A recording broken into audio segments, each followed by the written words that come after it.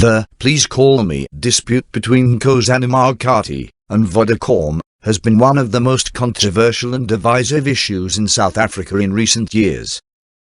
The dispute centers on the invention of the "Please Call Me" service, a messaging feature that allows Vodacom users to send a free text message requesting a call back from another Vodacom user.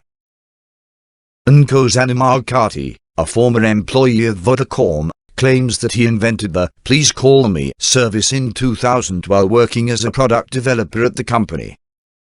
Markati pitched the idea to his superiors at Vodacom, who promised to compensate him if the service was successful. The service was launched in March 2001, and quickly became one of the most popular features on the Vodacom network. By the end of 2001, the service had generated over 140 million "Please Call Me" messages. Markati claims that Vodacom never fulfilled their promise to compensate him for inventing the "Please Call Me" service. He filed a lawsuit against Vodacom in 2008, seeking compensation for the idea. The case went all the way to the Constitutional Court of South Africa, which ruled in Markati's favor in 2016. The court ordered Vodacom to negotiate in good faith with Markati and come up with a fair compensation package. However, the negotiations between Markati and Vodacom have been protracted and acrimonious. Vodacom has maintained that Markati was not the sole inventor of the "Please Call Me" service, and that it was developed as a team effort. They also claim that Markati was compensated for his work at Vodacom in other ways, including promotions and salary increases. Vodacom has offered Markati compensation in the past, but the two parties have been unable to reach a settlement. The "Please Call Me" dispute has sparked widespread public outrage in South Africa. Markati has become a folk hero of sorts, with many people supporting his claim to the invention of the service. There have been numerous protests and social media campaigns calling on Vodacom to pay Markati what he is owed. In 2019, a group of activists staged a sit-in at Vodacom's headquarters in Johannesburg, demanding that the company pay Markati his compensation. The dispute has also attracted the attention of politicians and celebrities.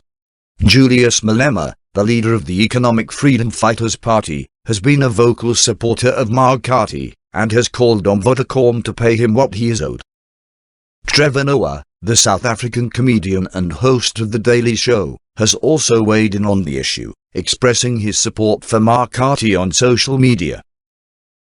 The "Please Call Me" dispute raises important questions about intellectual property and corporate responsibility. Many people believe that Markati's case is emblematic of a broader problem in South Africa, where intellectual property is not always respected or adequately protected. The case also highlights the importance of corporate responsibility and the need for companies to treat their employees fairly and ethically. The dispute has also had an impact on entrepreneurship in South Africa.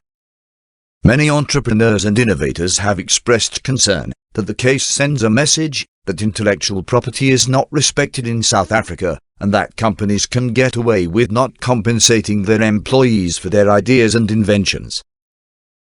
The "Please Call Me" dispute is a complex and contentious issue that has been ongoing for over a decade.